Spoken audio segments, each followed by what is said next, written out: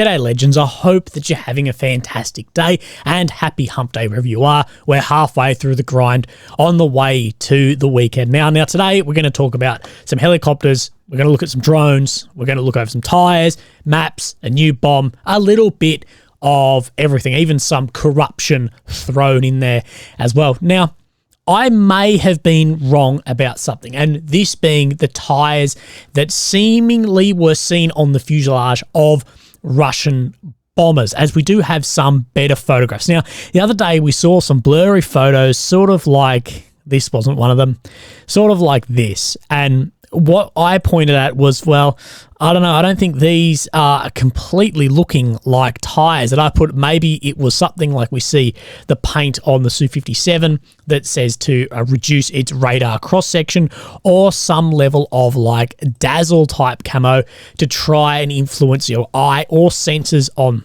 the range, the shape, whatever of things. But we do have more photographs have come out that's seeming to be better photos of exactly what this is. And I want to go over these. Now, we have seen Russian bombers targeted by cheap drones and taken out. You know, these millions and millions of dollar bombers taken out by a few $1,000 drones. Specifically, we have seen at Pskov taken out by Australian cardboard drones. At least 2 were taken out and 2 badly damaged. But these photos are from Engels Air Force Base, which is further to the east, and more of the supersonic bombers as well.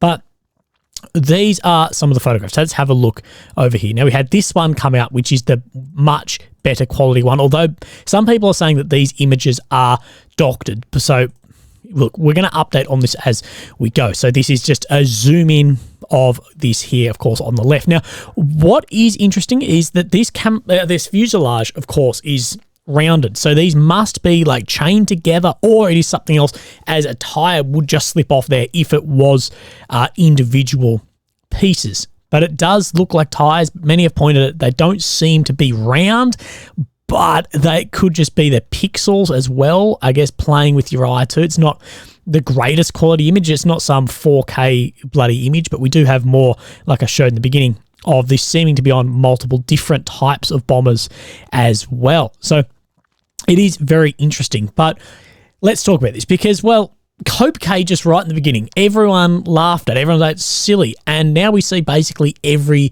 vehicle with it. And what could actually be the point of this? And people are drawing conclusions between the Cope Cage and this. So I guess there's a few different things. So the drones coming into these airfields are going to be going through both electronic warfare and air defense systems. And these are going to use some onboard sort of GPS or infrared or visual targeting system through maybe even an autopilot system on these drones. We've spoken about this before, and off-the-shelf parts being able to have an autopilot system that can actually come through radio wave dead spots as well. And what I see that these could do, these tires on here, could work to change, I guess, the thermal signature or the shape of the aircraft for these visual or IR aids of what the drone is actually searching for. So, and this was somewhat backed up by an article here as well. So, Stefan Bornstein, the CEO of Brisbane-based Athena AI, said the tyres might provide some cushioning if a drone hits the plane directly, such as the impact switch on the fuse of the drones doesn't set off. Additionally, it may adjust the visual and thermal signature to try and spoof any onboard seekers, like we spoke about. Both of these reasons would have only a finite utility, as it would depend on how the drone is guided and the method of detonation. So I think that is interesting there too. But people have pointed out maybe these are also decoys, that this one here doesn't seem to have any engines on the left with them on top here, that maybe it's some sort of decoy. We don't actually really know what the hell is going on there. So there must be some utility. Is it just giving it a buffer like a Cope Cage would from it setting off? We don't really know. People have even pointed out maybe it will ignite that first and have the ability then to, actually put it out. So there must be some utility to this. And I've actually reached out to a friend that works in this space asking, like, what could this actually be? So let's have a look then at, we watched this video the other day. This is the Saipak Australian drone that took out 2 of the bombers up north. And as we see, imagine this is the bomber, here is the drone. the charge goes down and the shrap goes from there. So I guess if you've got tires, something like this, with something in the middle of them, that would provide at least some cushioning. And we saw most of the impacts around the left on the fuselage here where the wing sits. That's where they tended to impact. So I guess it could have some effect there, but it is interesting to see. So this is mainly the photo we saw the other day. So what actually is it? Well, we don't know. I'm leaning on that it's something to just spoof like infrared to disperse the heat off the fuselage, but we're not too sure yet. But I don't think any of these photos yet are that good to actually say exactly what it is, but could be cope tires of the whole new thing. GeoConfirm did a really great thread on X about the claim Shahed drone that fell in Romania. And some would say that this would start Article 5, would be enacted, NATO would then come into the war, which a lot of people want to see, but I don't think the people that want to see that understand how that would then actually look as a world war of multiple nuclear powers. Now, Ukraine did say that it had photographic evidence, but Romania has categorically denied that the drone fell. So let's have a look over this. So we have then the geo confirmation here. So this was the video that was then released here of the drone falling. As well, this is the aid they use for the geo confirmation, and this is the secondary video we have here too. Now, they line this up off these colored dots onto a Google Maps image, and they have put that these different tree lines around here line up then with these here. Now, I'll put these in the Telegram so you guys can have a look if you've got any doubts around these. I have seen some people throw some doubts onto them as well, but they're saying that it is here. Now, where that then lines up with is around this location here. Now, of course, this is Ukraine and this then is Romania, separated by this border here. But what someone did point at is if the distance of the explosion is slightly wrong on their estimations of the explosion being here, then it could have been back in you. Maybe it has passed over this, maybe it's gone around. Then they don't really know that it would only need to be a few kilometers off of being here on 2.87 kilometers, so 1.7 miles off.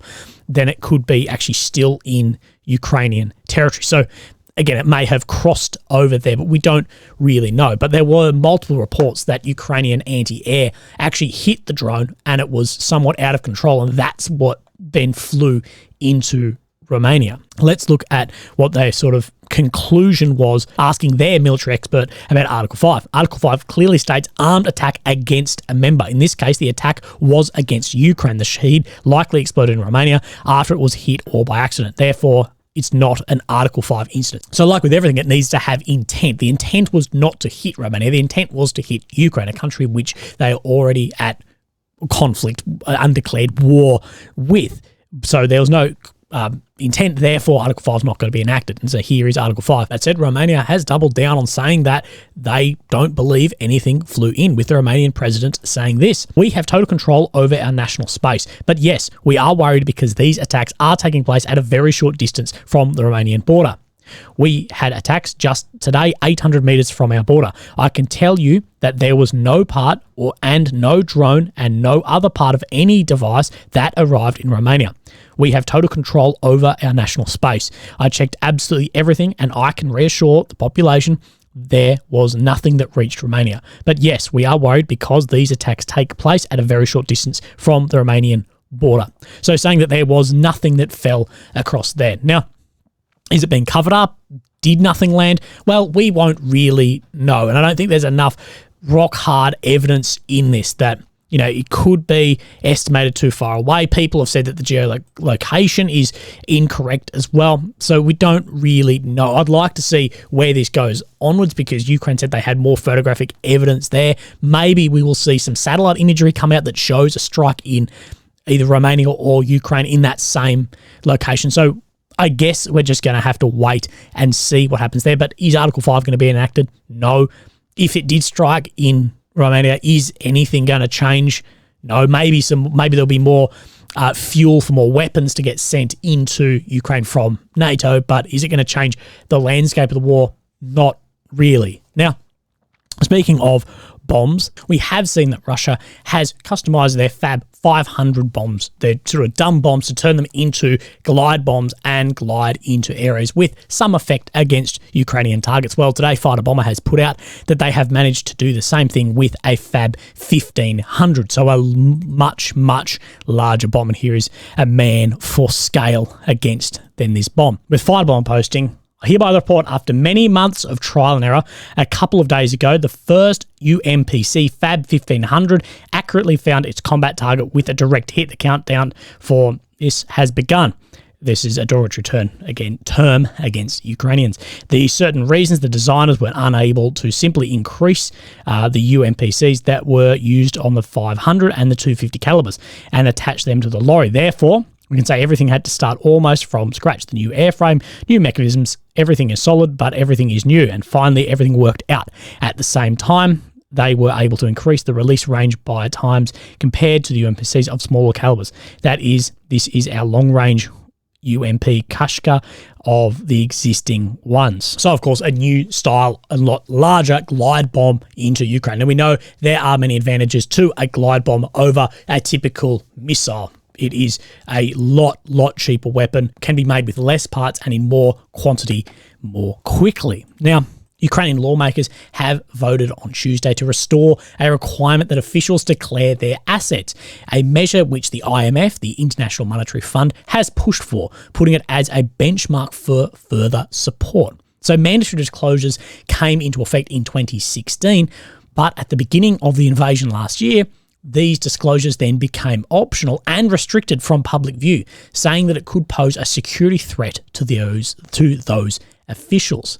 Now, this law is being reinstated, but has gained a lot of criticism as Reuters reported Parliament approved a version of the measure requiring officials to declare their assets. Lawmaker said, but keeping the disclosure sealed from the public for another year. So they do have to declare this, but it's not going to be made public for a whole another year. But they can be seen by law enforcement agencies, but they cannot be accessed by media or anti-corruption watchdogs. Although officials can choose to open theirs voluntarily if they would like. So David Harakama, head of President Volodymyr Zelensky's faction in Parliament, has said that he will open his voluntarily, saying it will be interesting to see what percentage of officials who file declarations will voluntarily. So Anti-Corruption Action Centre, a leading Ukrainian NGO, has said the hidden fortunes of deputies and officials will destroy the trust of Ukrainians. Honest officials have nothing to hide. The desire to hide one's property from the public only indicates a desire to steal public money. So if you're not willing to disclose it, well, then you're sort of putting yourself in hot water that you are then hiding something. And we know Ukraine is riddled with corruption. They're trying to sort it out, but it has been a systematic issue where polls have released that 77% of Ukrainians still believe there is a lot of corruption in the government. So this is like a maybe quarter step to the full step of these declarations actually becoming available as well. We saw a Russian Mi-8 helicopter defect to Ukraine about a week ago, and piloting this was Maxim Kuzminov. Now, he is defected in his chopper and has been awarded $500,000 in Ukrainian hryvnias, which is about 18.5 million hryvnias. Part of his deal was his family also moved to Ukraine. Now, I saw this interview somewhere yesterday, but for the fucking life of me, I cannot find it anywhere on the internet. No Twitter, no Telegram, no YouTube. I can't find his interview anywhere. So, of course, this is him here. Now, I would be concerned with this of you're going to have a target on your back, mate, for the rest of your life as well, especially getting your colleagues who didn't know where you're going killed as well. You know, we see the FSB could track you down for decades to come, but it was his decision to make here in a Ukrainian t-shirt. But these are some quotes that I found from CNN because I can't find the actual interview. The truth is, there are no Nazis or fascists here. It's a real disgrace what is happening here. Murder, tears, blood. People are simply killing each other. That's all I can make of this, and I don't want to be part of it. What's going on now is simply the genocide of the Ukrainian people, both Ukrainian and Russian. The motivation for my action was to not contribute to these crimes. Ukraine will unequivocally win this war simply because the people are very united. Before, they were not like this, but now they are very unified. The whole world is helping them because first and foremost, human life should be valued. Urging other Russians in the military to defect, you'll be provided for the rest of your lives. You will be offered a job everywhere, no matter what you do. You'll simply discover a world of colours. So asking for more defectors across from there. Now, I had a look, Mi-8 choppers somewhere in the vicinity of about $8 million that I found of what he actually flew across, and we know he bought some fighter jet parts across with himself. So let's have a look at the map. So of course, here is Ukraine, the capital of Kyiv, the red areas occupied since 22, the purple since 14. So where I want to have a look at first is down in here. So this is really where we've seen near Lobkovy, where the counteroffensive first kicked off in a few areas, but here was one of them as well. Now we do see a small change on the map here as well. Now we did actually see Syriac report this yesterday, but it was more, he said more of a map correction there. But in this same area, we see this as well. Now, we know that the Kakhovka reservoir was taken out, well, the Kakhovka dam was taken out. So, of course, the Dnieper through here does dry out a lot. And now let's have a look then at this video here. So you'll see the date up in the top right.